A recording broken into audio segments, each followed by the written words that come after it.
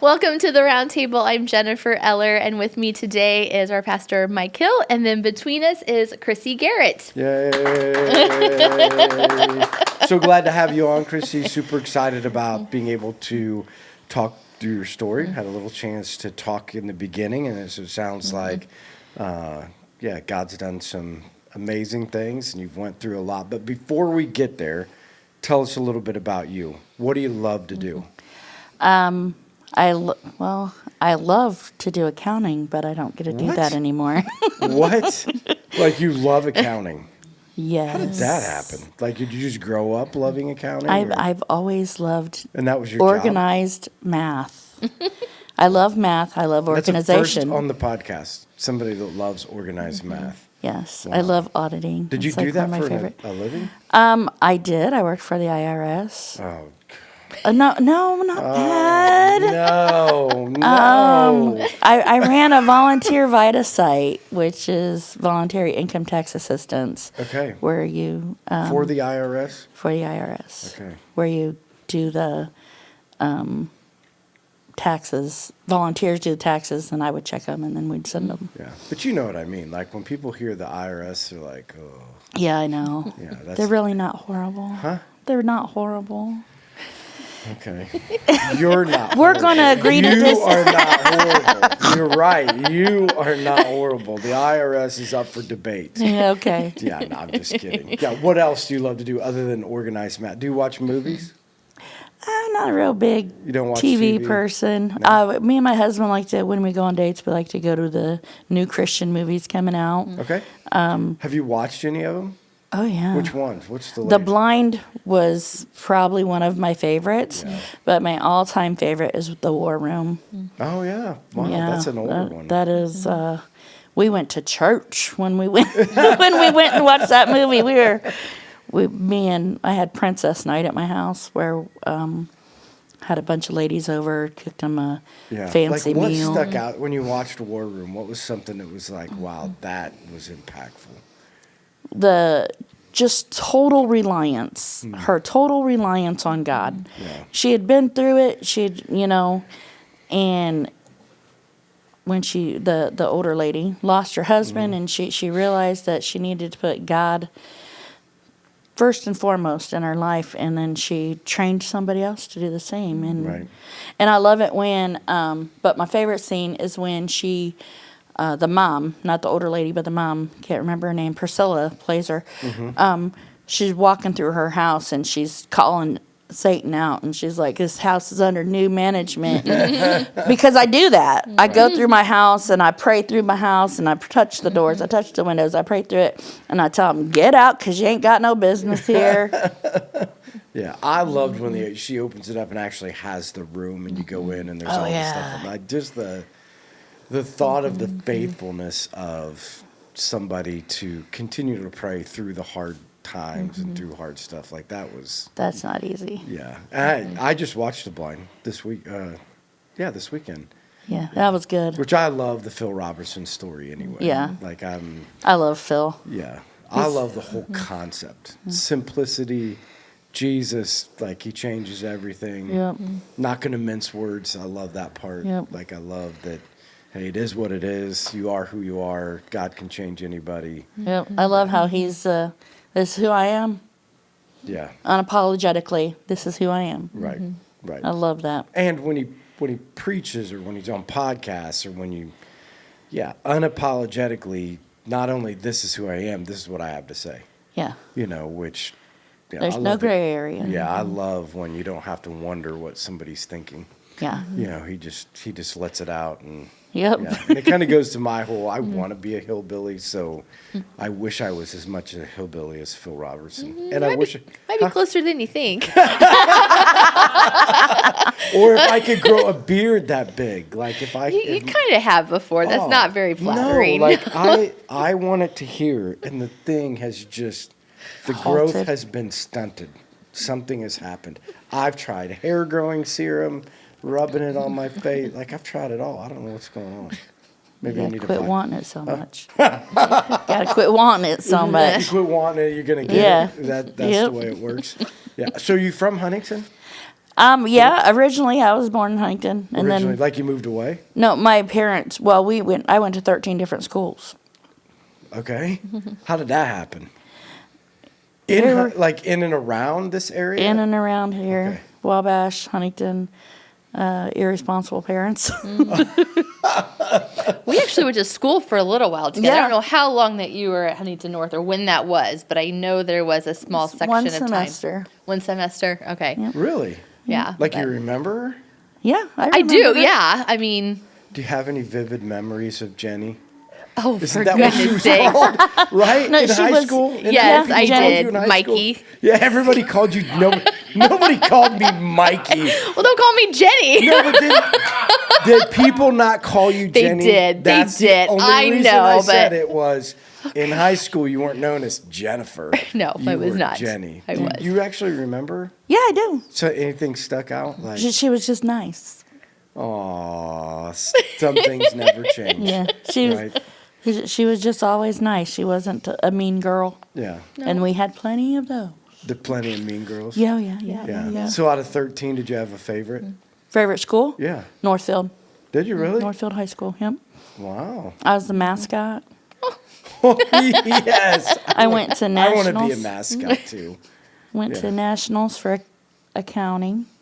Okay. Through Northfield. Won it. Got first place at state. So, I don't know if you want to get into this, but so irresponsible parents, meaning that you lived with other people or they just moved around? They didn't pay their bills, so we had to move around. Oh, got it. Okay. Yeah, so you just moved to different places Yes. because, Oh, we moved a lot more than the schools we went to, but yeah, we moved a lot. okay. I take my kids through town. I'm like, oh, I used to live there. Oh, I used to live. Did you live everywhere, Mom? Yeah, kind of. Well, I mean, let me say this. So if anybody has been at Life Church in second service, they know you, right? Listen. I don't. I love watching you worship. I love that you're into it. I mean, there's something about knowing that when you're preaching, somebody's listening.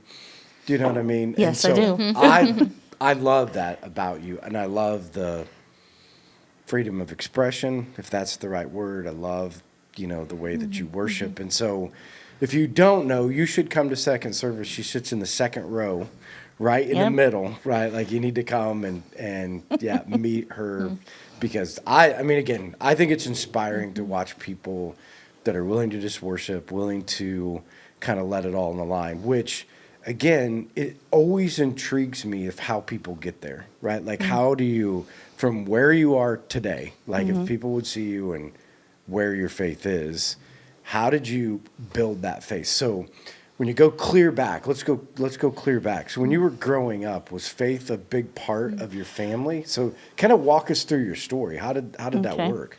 When I was a little girl, my mom married a man who hid behind his religion. So we went to church every Sunday, Seriously. religiously. I mean, every Sunday. That's a funny way to introduce him. And This is a man who hid behind his religion. he did. And then Sunday evening till Saturday night, we lived in hell. Really? He was horrible. He was sadistic. He was abusive in every way possible. I never got anything out of church because I was afraid I was going to do something that would earn the belt when you got home. And so is this something that, so this is your real dad? This is somebody? No, he was my adopted dad, Okay, my mom's second husband, okay. and Okay. he was quite the jerk. Was he there for a while? Yeah, 7 years. Okay. And it was something that was hard for your mom to see through, hard to get out of, like... My mom I mean, nothing was- against your mother. No, so I'm not... no. I'm just curious, like, No. what's that like? Well, Because we I'm had assuming if you're close to your mom, that she knew that Yeah, this wasn't a good situation. my mom was a very weak woman. Okay. And I'm not saying that to belittle her but she just was weak Yeah. mentally. And her first husband really knocked her out of it. I mean, Okay. he was very abusive, and then she married another one that was very abusive. Wow. And so she was very weak, and so she couldn't get past it. get through it. And then one day, she did. And I won't go into that story because it's very long, but I'm writing a book. Wow. But when he left, 2 men from our church that we'd gone to since I was 3 years old came and said that we weren't welcome You're at the welcome church to anymore. The church? No, he was a member first, and divorce is a sin. So I always believed in God, and I also Wait a believed second, that like, he hated how many me. years ago was this? Like, this sounds like something wow, that you're happened. calling out my age now. I'm just sitting there thinking, like, this sounds like something, anybody that's listening, like, this sounds like something that would happen in the 1920s, back in the olden days. No, this was the 70s, 80s, early 80s. Yeah. Yeah, it was. Can I ask you a couple things from the standpoint of, so I think today in probably more than not more than not, but there's a lot of this, of kids that are in homes with verbally abusive and or physically abusive fathers, right? Maybe mothers, but probably more from the fathers. How did you get through that time? I mean, did you have coping mechanisms? Like, No. just tried to survive? No, yeah, I was in pure survival mode. Okay. All the time. Actually, I go to therapy because of it. I'm not Yeah. ashamed of it. I think Sure. mental health is extremely important. Right. And I've kind of been in fight or flight my whole life. And so we're trying to retrain that to where I'm not that way Right. anymore. Yeah. Okay. So then you get to the place where he's out. He's right? out. And so they decide to get a divorce. Yeah. And so the assumption that everybody that's listening is then now the church is going to come around you.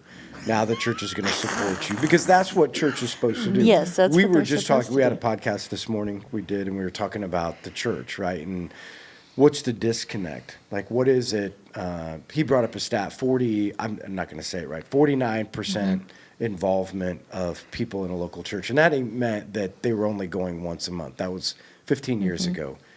49%. Today, that's 20%, meaning 20% of people one time a month going to the church. And so there's this big question: what's the disconnect? What's the problem? What's going on? And so I just thought outside. Part of the problem is people don't trust the church, and even bigger than that, they don't trust the people of the church. And everybody's like, how can you not trust the church? And I said, when we moved here, the funny thing is when we moved to Huntington, we would go around and be like, hey, because we're trying to get to know people, because you don't know anybody, Right. when we moved here. And the majority of the people we talked to had been in a church and said they would never go back. Yep.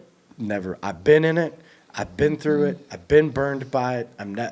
I'll never forget a lady saying, I will never stick my hand back in that fire. Right? Never go to that place. And so, again, the assumption is the place to go and the people you could trust would surely be God's people. So that's Right. So the story. Then you get to the place where Well, actually, it detoured me from church so much that even when our children were growing up, we didn't take them to church. We took them to church, like for Sunday school and youth group and stuff, but we didn't attend church because I had a chip on my shoulder. I knew God existed always, my entire life. Never doubted that, ever. I thought he hated me, and I knew that people couldn't be trusted because I didn't trust anybody. well, and you had two guys that were supposed to help, and they were essentially saying you can't come anymore. Right, You're yeah. going to let the abusive nut job, Yep. who is a member first, be back in, but you're not going to, accept a family. It was really hard to get past that. And I guess my big thing was I had to realize that the church, the people in the church aren't the church. God's people are the church. Just because they go to church doesn't mean they're God's people. And it took me a long time to realize, and it took me a long time to realize that people in the church aren't God. That was even harder to realize. Yeah, so what happened? So after you guys can't go back to church, I mean, what did... We didn't go to church at all. Okay, yeah, And so then- there was a disconnect for a season Yep. of... And I wanted nothing to do with it. Right, and how old were you at the time? 10. 10, okay. And then My mom married another man about 2 years later. He was an alcoholic, but it was the best time of my life because he provided food all the time. We always had food. We always had a roof over our head. We always had electricity. We always had water. You know, this is things you didn't have before. that we didn't always have before. Right. And now we did. And so he was great, but he was also very mentally abusive. And so that just, I didn't trust men at all. And then I met my husband the semester after I went to Huntington North. I met my husband at 14. And he saved me. Everything good in my life happened. The husband you're married to now? Yes. Wow. Really? At 14? At 14, yeah. And so, interestingly, so you're saying he saved your life? Yes. Everything good in my life happened after I met my husband. Yes. So, obviously, you wanted nothing to do with God, but he was somewhere in the faith journey of... My husband knows more about the Bible than anybody I know. Huh. And he grew up in a very horrible setting, but he would go out on the sidewalk every Sunday morning and wait for a church bus to come by and pick him up, and he'd go. He didn't push me because he knew that you tell me I have to do something, and it's not a good idea. You're bullheaded? A little. Okay. Stubborn. Control freak. Yeah. Okay. But, and then my son, my middle son, everybody called him either Ginger Jesus or Rev because he did get really involved in youth group and church, and he would tell everybody he knew about God. And finally one day he's like, will you please just go to church with me? Like, yeah. So I did. And at this Didn't point, stick. believe in God, but not a believer yet. I believed in God. Right. I believed wholeheartedly, and I believe Jesus Christ was Savior, just not mine. Okay. Yeah. And so how much trouble, because again, these are just fascinating things to me. So when you talk to your husband, knows a lot about the Bible, you guys get married, you start to have kids, right? The idea of not going to church, did he want to go and he just knew it was too much to ask you? I don't know. Was it like, hey, we don't need church? Yeah, he was there. He was like, we don't have to go to believe in God. Right. And we don't have to go to have a relationship with God, is what Sure. I always say. I would always say. And ironically, we had both moved so far away from God. We were in party mode, and Right. we did not live I was not a nice person, and we actually got separated for 2 years because I made dumb choices and did everything I could to push the man away, and he just wouldn't leave. And because I thought he deserved so much more than me. Right. So I pushed him away and downward spiraled. And when I attempted suicide for the first time before I was in kindergarten. And then all the way throughout my life, had very close calls, had people that would step in. And the semester I was going to Huntington North, my mom was gone all the time. She worked a lot. She bowled a lot. She spent time with her husband, whatever. Right. Anyway, she was gone. So I was home alone most of the time because all my siblings had already grown up and moved out. And so I was alone. And one night I was riding the bus home, and I'm like, okay, tonight's the night. If I go home, I get dinner done, I get my chores done, I pack her lunch, I put her dinner in the microwave. She won't have a reason to come into the bedroom. And then she won't find me to stop me. And I had it all planned out. I was ready to go. And I was sitting on the bus, and I was thinking, making a list of all the things that I needed to do. And a girl came up to me and sat down beside me. A girl named Angel Keplinger. Not somebody I would hang out with. I mean, not because I didn't like her, just because our paths didn't cross, I had no idea who she was. And she goes, hey, what are you doing tonight? Nothing, just going to go home, make dinner, do homework. She goes, well, why don't you just come to church with me? Because we're having pizza and an ice cream social. I'm like, no, I'm not going to. I'm not a, me and God have an understanding. Yeah. And she goes, oh, come on. And I thought, well, you know what? I'll still have time, it's no big deal. So I went. Didn't even make the attempt that night. So this Angel person, I forget what Angel you say. Keplinger. Do you still, is she around? Oh, yes. Does she know that story? She does. Okay. Do you I'm know not her? done. I do know her. Yeah, I was friends with her in junior high. She lived not far from me. Angel, somebody get out the applause. Like, you know what I'm saying? Like, this is. Oh, I'm this not goes done with into- her yet. Yeah. But to just not miss this point. So when we're talking Sunday, how single decisions. Yep. Right? Single decisions can change the trajectory of life. Angel Keplinger. Sorry. Keplinger. Her name is Angel Ware now. Yeah. Angel made a single decision that changed the trajectory of your life. Yes, it did. Yeah, that just... And then she's actually got she's got 2 chapters in my book, actually. Then when my husband and I were separated, when I was doing everything I could to push him away so that he could have better, because that's really what I needed him to have better. Right. He And you have deserved kids so much now? better. Like Yeah. kids Yeah. and stuff? Okay. Yep.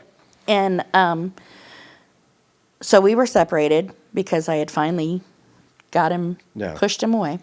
He had the kids for the weekend, and I was in a downward spiral. Now I hated myself even more.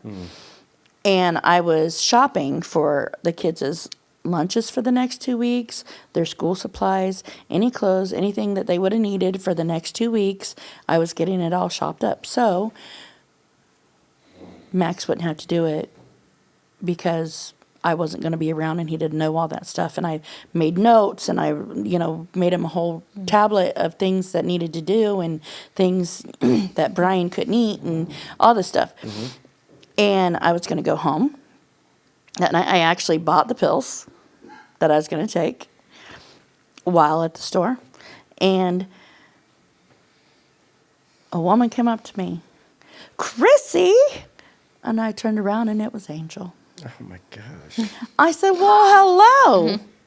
She goes, how are you doing? I said, I'm just fine.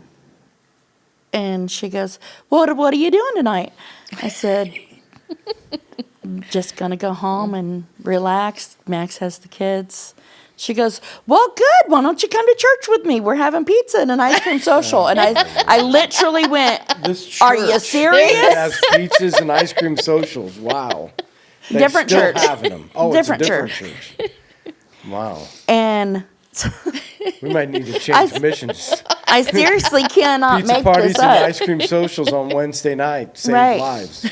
So I went, and I didn't even attempt that night because it was just enough to keep me going, just enough to make me realize I wasn't as worthless as I was feeling. Wow. And then shortly after that, Max and I got back together. We laid it all out on the table, and we were good from that point on. I wasn't good. Our marriage was good. I was still suicidal. And my last attempt was in 2006. And Max saved me. And while I was there in the hospital, because I got put in the hospital. Unwillingly got put in the hospital. And when I was getting ready to leave, I was getting ready to get checked out that day, supposedly. And to smoke, you had to go to group. Well, for obvious reasons, I don't like people, nor do I trust them at the time. Okay. And Do you I like hated people now? Yeah, I do.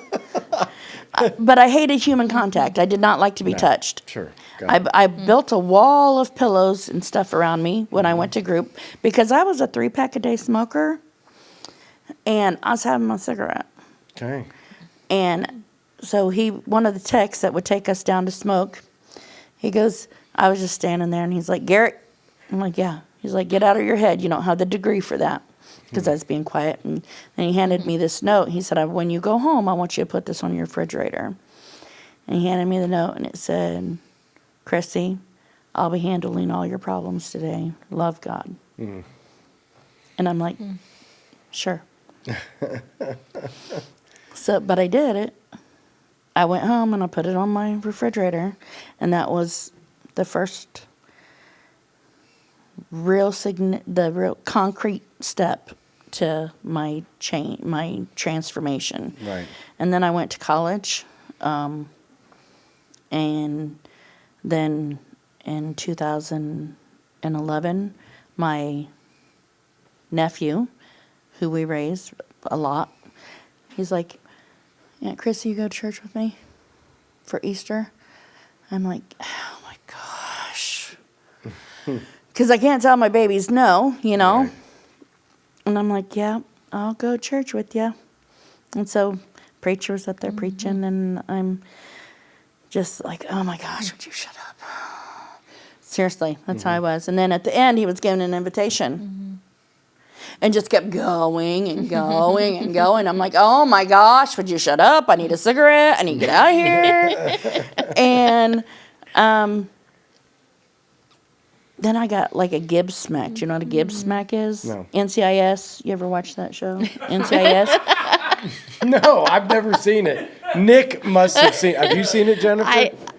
Well, it's like Gibbs always smacks people upside the head when they're being stupid. Okay. And I got a Gibbs smack from God.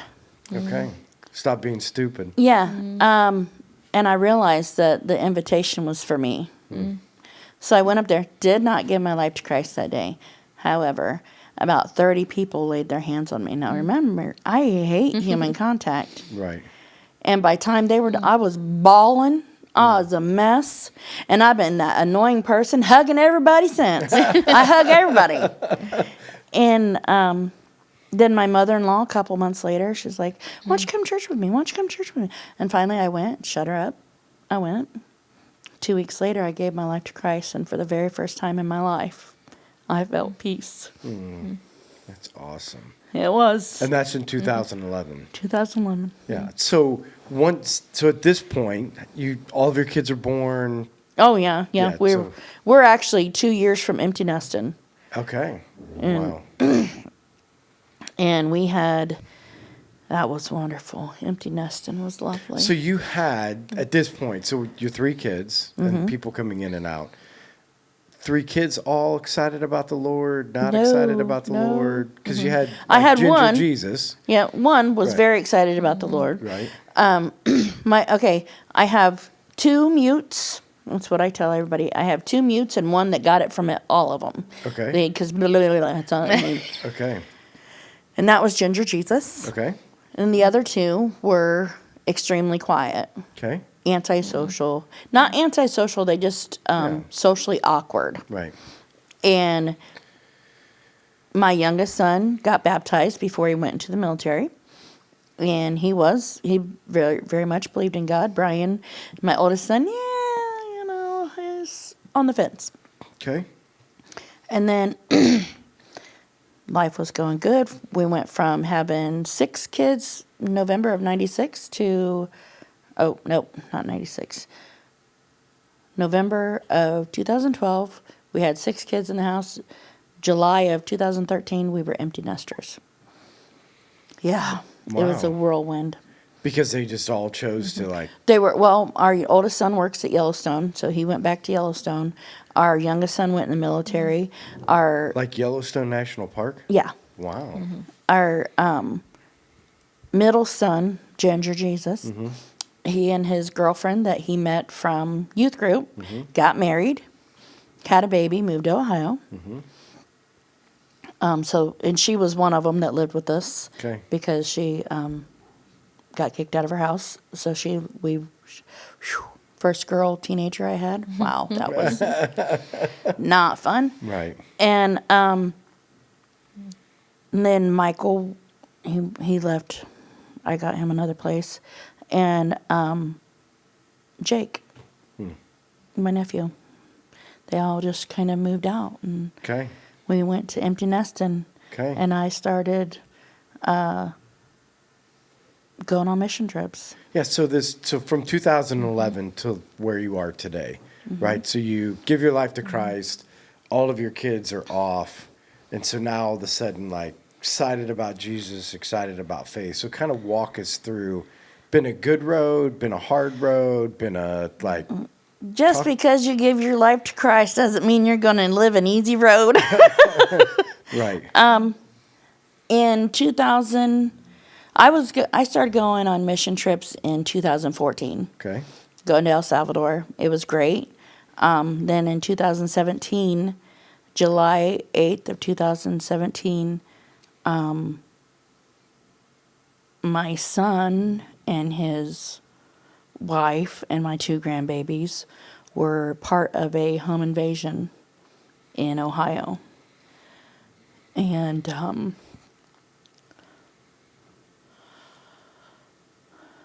my daughter-in-law died. My son was shot 6 times. First shot was to his head. And both my grandbabies that come here were both shot. And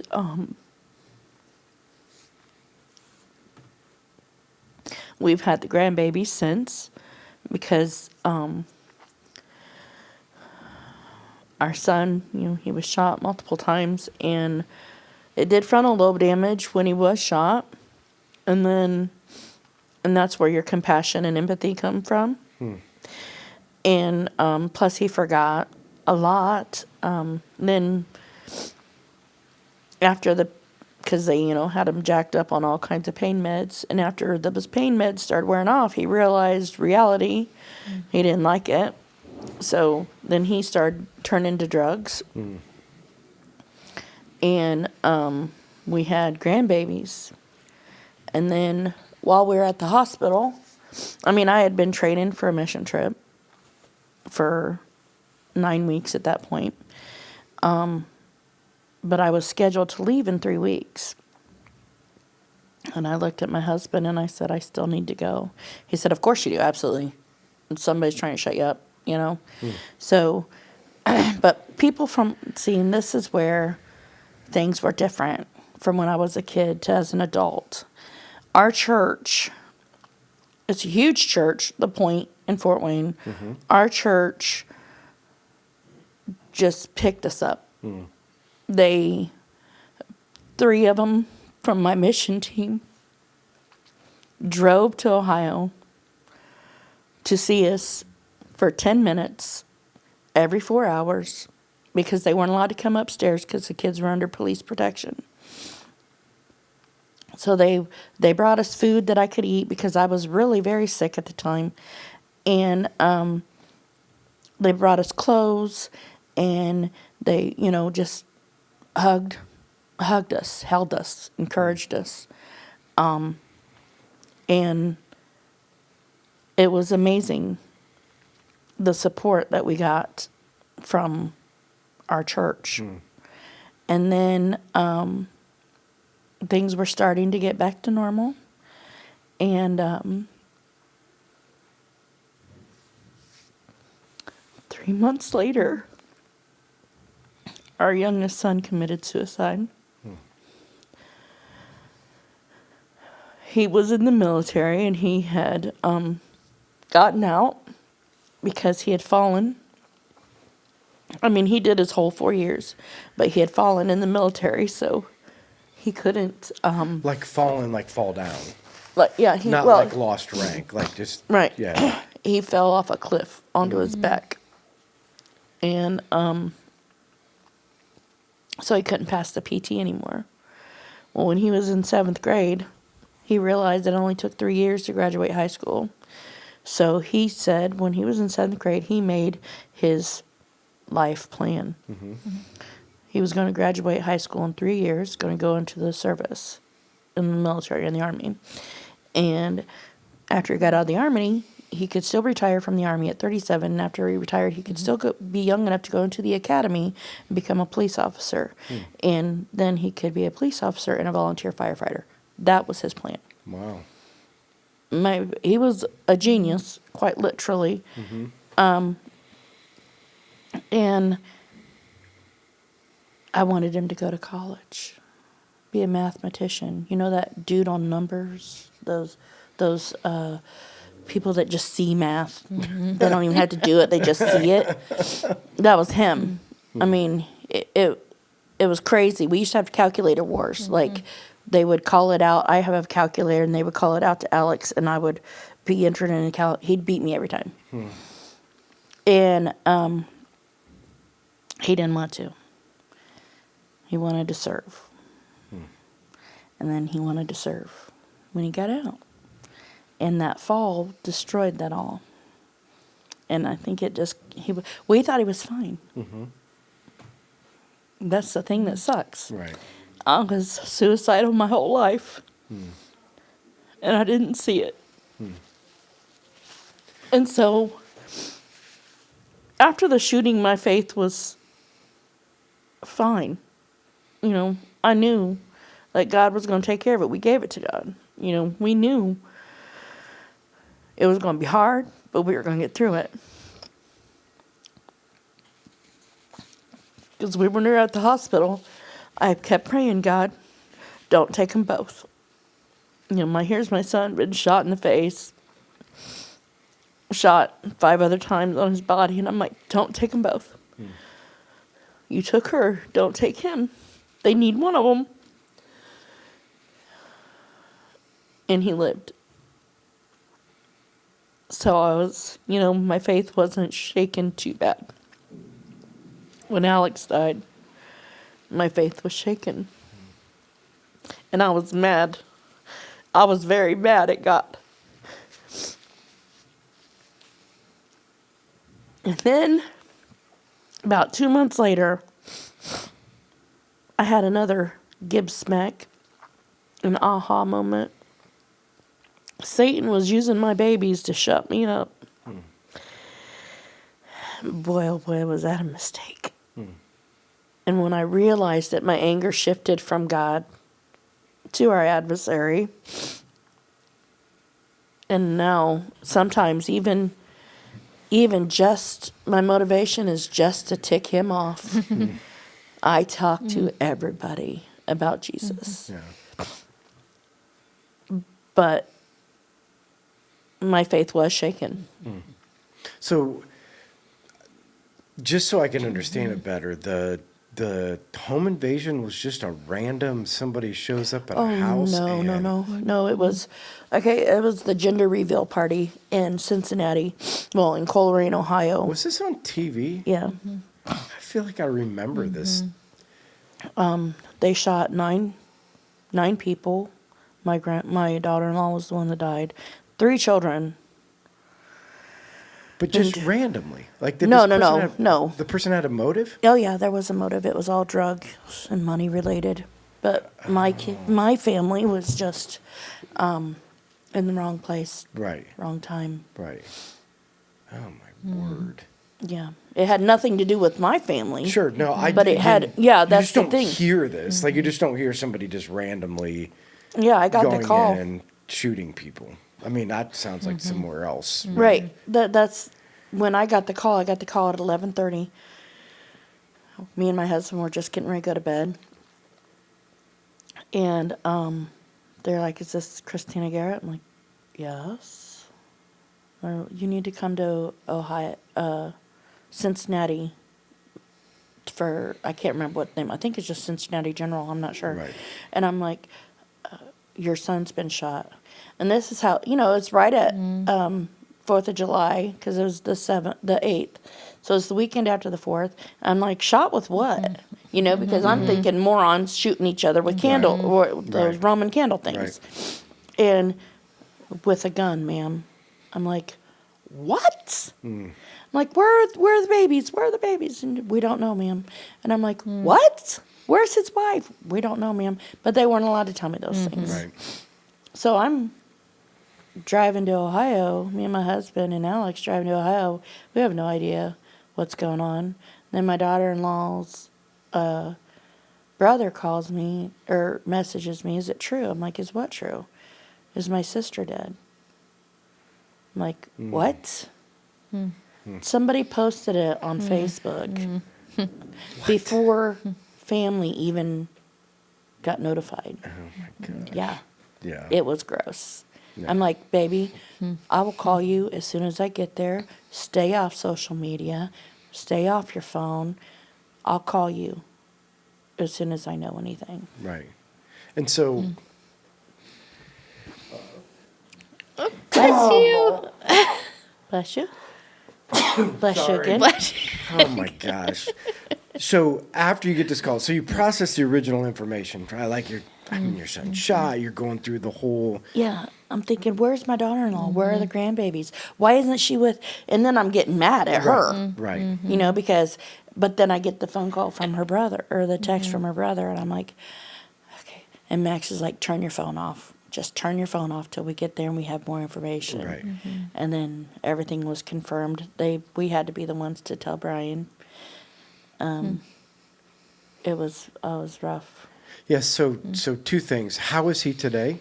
He's great today. Okay. Yeah, Okay. yeah. He's sober. He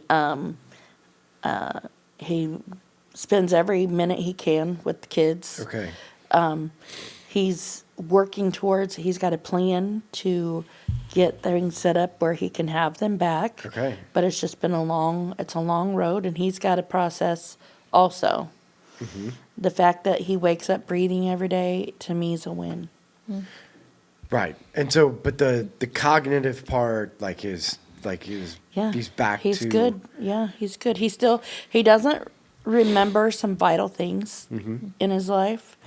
But he's good. Yeah. Yeah, he's good. He's doing great. Yeah. So what about from I mean, and I don't know, maybe this is private, from a faith perspective, because this is what I was going to ask you. So how were you working through it? Where's he at with it all? Him and God are still Okay. working. Working it out. Yeah, they're still working it out. Okay. He's mad. Oh, that was my point. Is Yeah. that I Yeah. just wonder how he's processing all of that happened. Because was there some of that in your own, like for you personally too? Like, God, Oh, yeah. what are you allowing to Right. happen? Well, actually, one of the things was my childhood not enough for you? Right. Seriously, and when after Alex died, I really started ranting. I mean, how do you yell at somebody that doesn't exist? But Right. that's what I was doing. I was so angry, but I never thought that he didn't exist. I was Sure. just extremely angry with Right. him because no mother should bury their child, No. and I buried two. Yeah. Yeah, and I think that has to be, out of all of the things I've ever thought about, like the thought of losing a child is just, yeah, There's no word for it. right, right. And so when your son came home from the military, did he come home? Was he with you guys? Was it Yeah, work? he lived with us for almost 2 years. He actually just signed up for college, and and he was volunteering at Soaring Hawk in Fort Wayne, which is the bird of prey sanctuary in Fort Wayne. He was volunteering there. He was working at Honeywell Center. He was getting ready to go to college. Totally caught us off guard. Right. It was devastating. Yeah, so talk then about, so how did you move forward in your faith? So obviously there's a sense of, I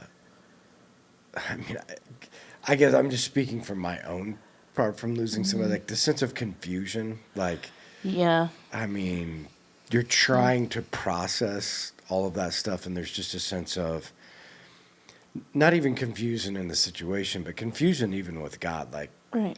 did I miss something? Yeah. Did I miss something in all of this? Like, is there Two songs played a huge role. Music is one of my love languages. I love to sing to God. I love music just speaks to my soul. Anyway, after the shooting, it was All My Hope Is in Jesus by Crowder. And then after me and God had our moment, 2 months of very rocky. I say 2 months, I still went to church every Sunday. and I still had Bible study, but I was still angry, you know. And it's okay because he's big enough to handle my anger. No, for sure. And thy will be done. Because she lost a child. And it says, I don't understand how this could be part of your plan or something like this, but thy will be done. Right. And once I got past I was listening to it during the 2 months that me and God were fighting. Okay, I was fighting with God. But afterwards, it kind of became my anthem, thy will be done, until I didn't have to hear it anymore. I didn't have to hear it out loud anymore because I was back to that.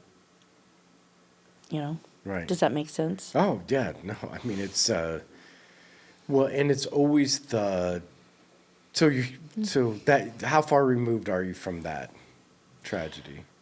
That happened in 2017, so 6 years. Yeah. So even, that's the thing is that tragedy in a person's life, I don't know the right terminology, but you never really, I don't know if move on, but you move forward with a purpose, right? Like there's still this, I mean, I don't know how you, I try to put it in words. I mean, I don't even know how to exactly explain You it. you don't get over it. You get through it. Yeah. You grow through it, and you just be grateful. You're even more grateful for what you have. Right. Because you know what you've lost. Right. And you just got to accept that God didn't do it. That's my big one. God didn't do it. We live in a fallen world. Yeah. And my son was always like, but he could have stopped it. He could have. But we live in a fallen world. Right. And therefore we have free will. And so do they. Yeah, that question, because that's always, whether it be through me being with families or losing kids, sitting in hospital rooms, like, I mean, what do you say, to a mom? Just putting this out there, everybody. Don't ever go up to somebody and say, "Oh, you'll be fine." No, she won't. You need to start focusing on the positive. Shut up. They don't want to hear that. They're in a better place. I don't care. Their place is in my arms. Right. These are things don't say. Yeah. Don't say. Yeah. Because we don't want to hear it. Yeah, so I never really, even in the losing Sherry, I've never really, at this place of trying to understand that, because my small brain can't understand why. Like I to this day, I just resided. I can't figure out that. What I'm always trying to figure out is now what? Yep. For me. Yep. Right? It's always I'll never get this, and I'll never understand some of the tragedies in the world personally or whether it's with other people. But I'm still here. Right. You're still here. God is still on the throne. So now what? Like, God, Right. What do you want from me out of this? Like, what is it? So if I'm still kicking, if I'm still moving, if I still get a chance, like, what is it from me that you can use and do? Because it's obvious that I'll never understand this. Right. I mean, has that been your journey too? Is trying to understand that piece? I've kind of stopped asking I stopped doing the why me thing Yeah. a long time ago and say, okay, what do you want me to do with this? I hate it. I don't like it. I'm trying to come to grips with it, but what do you want me to do with it? And then I knew what he wanted me to do with it before the shooting. I knew. He's been on me since Max and I got back together about writing a book. And, it was just going to be about my childhood. Right. Before I even gave my life to Christ, I was Yeah. going to be about my childhood so people could see that you can survive. and I wasn't even surviving at that time. I was just getting by. Right. And but then I know he's put it on my heart. I know I'm supposed to write this book, and I'm so close to being done. But sometimes you got to step away because the emotions get too much. Yeah, for sure. And so I work on it, and then I have to stop for a while. And I work on it, and have to stop for a while. And I know I'm supposed to speak to women. I know I've seen it. I've seen how he has me doing it. I've seen it. I don't know when it's going to happen, but I know it's going to happen. Because I'm just wait for him to say, okay. And I keep praying, okay, what do you want me to do now? What do you want me to do now? And my newest thing is I have to homeschool my grandchildren. That's the thing he's asked you to do? Yeah. How old are they? They're 8 and 10. Okay. And I don't like where public schools are going. I have a real hard time with our school system. Yeah. And let's just say I just have a hard time with our school system. Right. And so, and I don't want to do it because I was a teacher. And I quit teaching for a reason. Right. And now I'm going to teach children who I have 24/7. Right. But I know it's what I'm supposed to do. And I'm actually, now that I've accepted it, I'm getting excited about it. They're not real thrilled with me. They're not real thrilled with the idea? No. No, they're not real thrilled with me, but Yeah. they have, my granddaughter knows less now than she did when she went into kindergarten. That is not okay with me. Right. She's in 2nd grade. Right.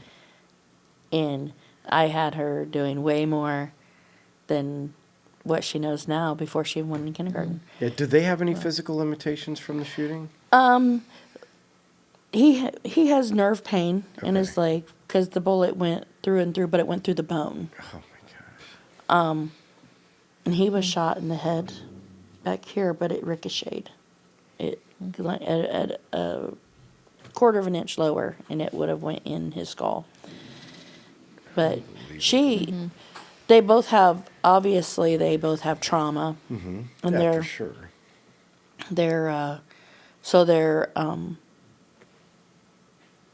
they were delayed in every aspect of their growing. Sure. Mental, physical, emotional, every aspect of their growing halted for almost 2 years.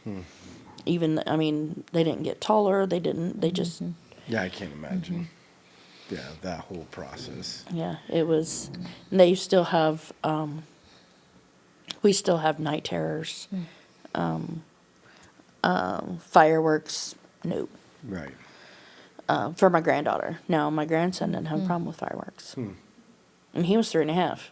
Right. She was only a year and a half Right. when she was shot, but she still, fireworks, they trigger her. Loud noises trigger her. They have to have, they have to be made aware of, tests that are going to happen at Right. school, like the fire drills and things like that. But Yeah, so other than speaking to women, are you looking to go back on mission trips again? I'm just trying to work through this journey of where God has you today, because, and I don't say this flippantly, but everything in our life, that these unexplainables, obviously the tragedies, the hardship, the things that you've went through, one of the things that was always I get it, but I it's hard to hear sometimes, all things work for for Right. the good. God will make good out of all things. Right. Exactly. And I hear what you're saying, and I get it, right? But for you, how do you see, through this journey, how do you want to continue on to be that vessel, to be able to be used? So obviously in raising your grandkids and, any other ways, speaking to women, writing a book. Not like that's not enough, but I just didn't know if there were any other ways. I would love to get back into missions, the domestic and international, doesn't matter. I just think that's important that people get out of their comfort zone, and I think and our job is the Great Commission. People get so distracted by everything that's happening around. Yeah, I went through a lot of crap. There are people who've been through way more crap than me. And so that's how I look at it. You know, I think about these girls in Afghanistan and Kurdistan and China. Yeah. And, you know, you think about them and you're like, oh my gosh, I'm such a whiner. Right. But, so yeah, I would love to just help women build. We're not very nice sometimes. Jennifer, is that true? I've had my moments. And we are catty. And women, for some reason, women love to tear each other down. And I want to change that. I want to reverse that. I am a Proverbs 31 woman on a feminist mission, but I'm not a feminist. I just want women to stop tearing each other down, you know? Do you want to like go into how that definition works? You're a Proverbs 31 wife on a mission of feminism, but I'm not a feminist. Right. Well, because, you know, women, girl power, that's great. How about we just not tear each other down? Okay. Instead of tearing this person down so you feel better about yourself, why don't you just lift them up? Yeah, lift each other up. Lift each other up and quit being a jerk. Yeah. You know? So we're getting towards the end. Jennifer, any questions or thoughts that you want to interject on before we get towards the end and wrap everything up? No, but when Chrissy and I met, I just loved her story. You know, as hard as it is, but I know she has a story to tell, and I told her, I'm like, it's powerful. You know, somebody's going to benefit from that, and so, you know, your bravery today, you know, to share all of that, I just commend that, because you know that God's got something great for you, you know, through all of that. So Yeah, I got something great coming. yeah, I'm just thankful for you to come today and to be vulnerable. You know, that's hard. You know, I want to cry with you.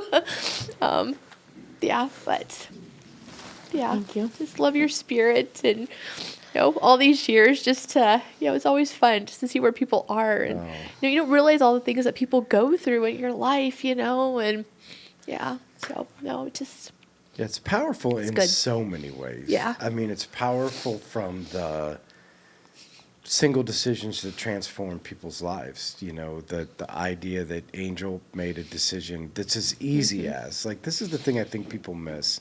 It's easy as, it wasn't inviting you to a women's conference. It wasn't inviting you to some big event. It was like, come and have pizza with me.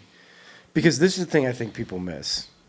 God works through the invitation, not through the method, right? Like pizza, ice cream social, that's not what he's trying to get done, nor is that, you know, what he cares about, how great that the ice cream social or the pizza is. What he's trying to do is activate the faith of the people.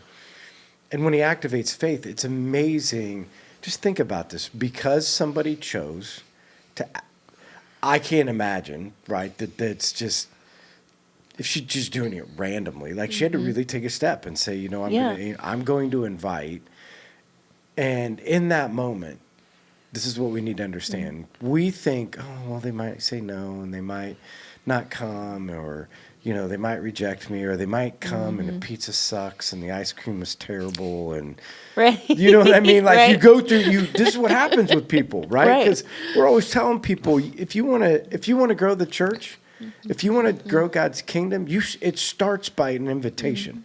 Like, well, what if they come and they don't like the children's ministry? And what if they come and, you know, they eat a bad donut? Or what if they come and the preacher sucks? Or what if they come and that's not what he's trying to do. Like, preachers suck sometimes, and music isn't good sometimes, and things are distracting sometimes, and things just happen, right?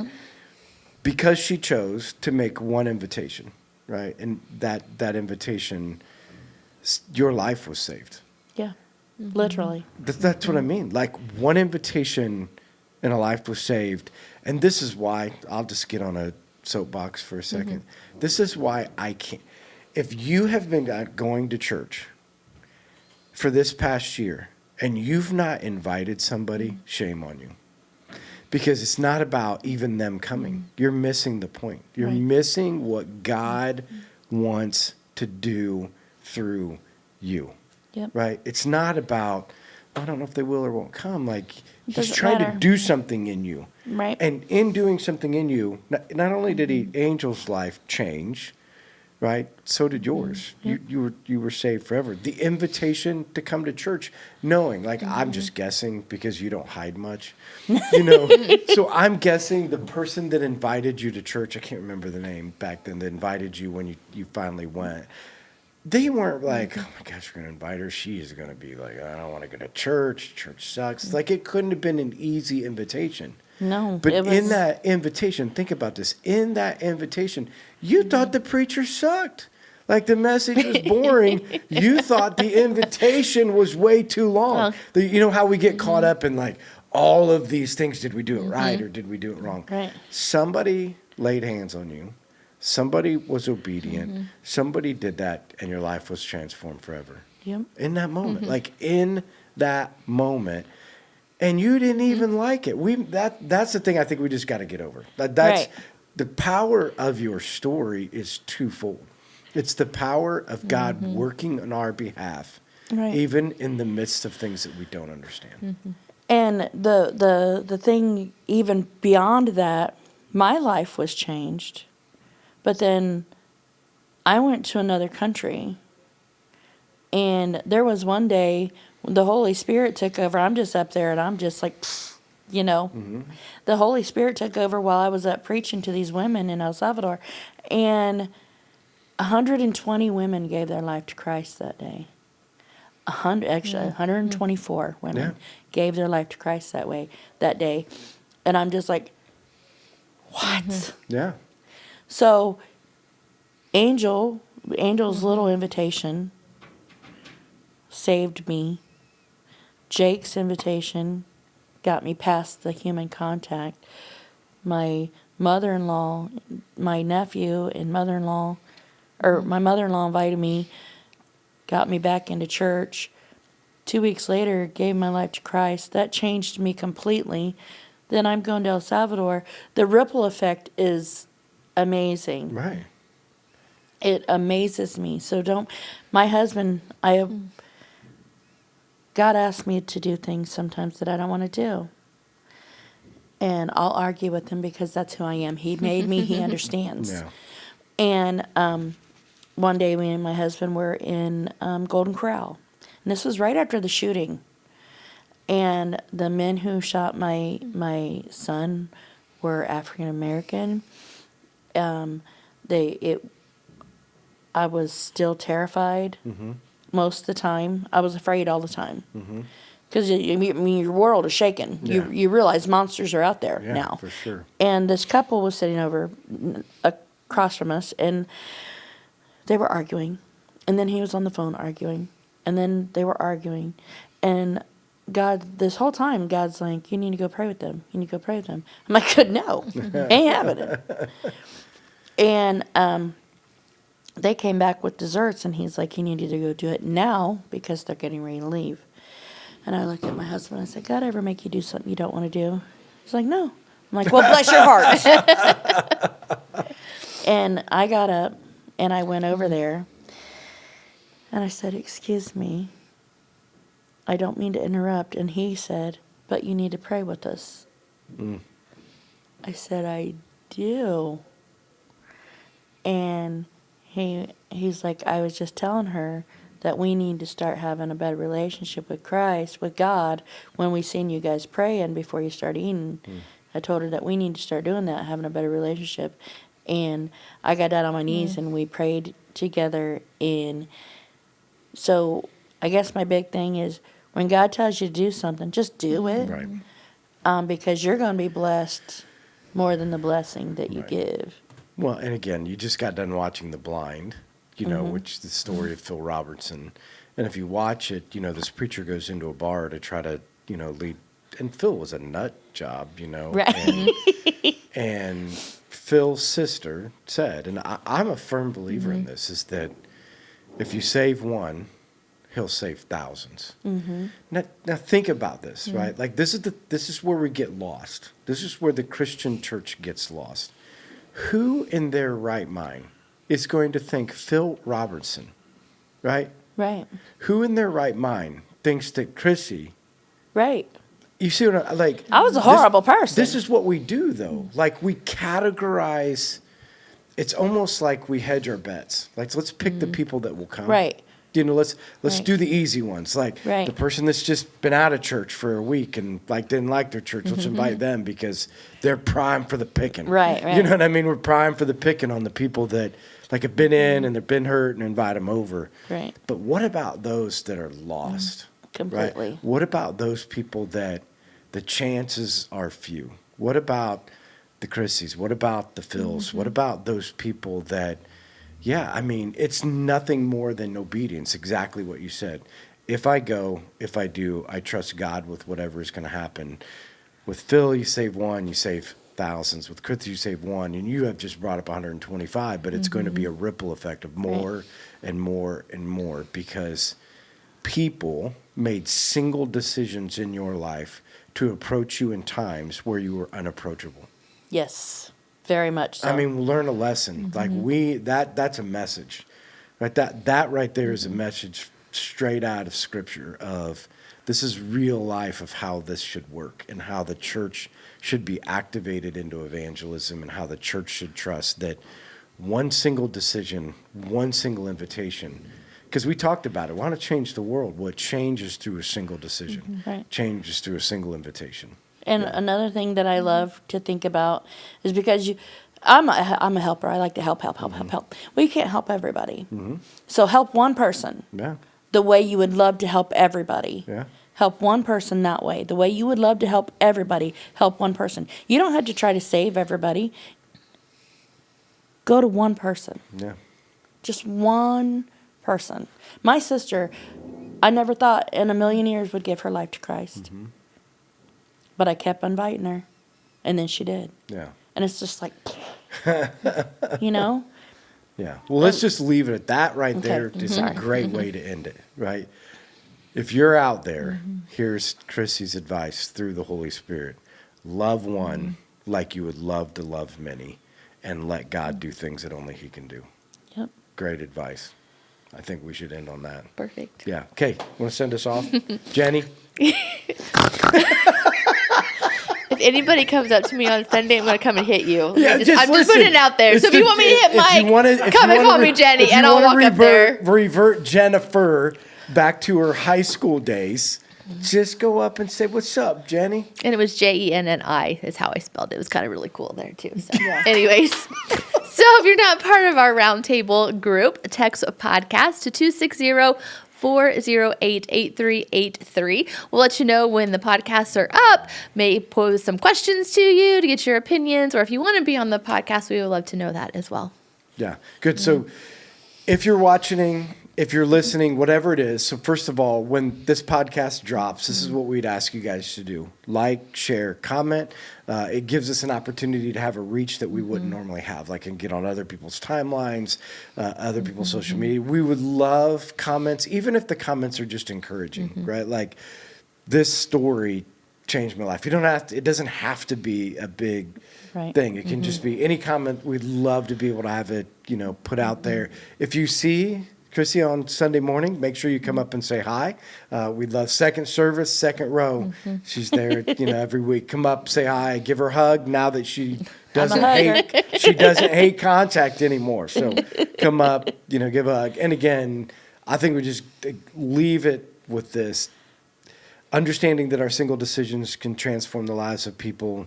Understand that like you said at the end, love one like you want to love many.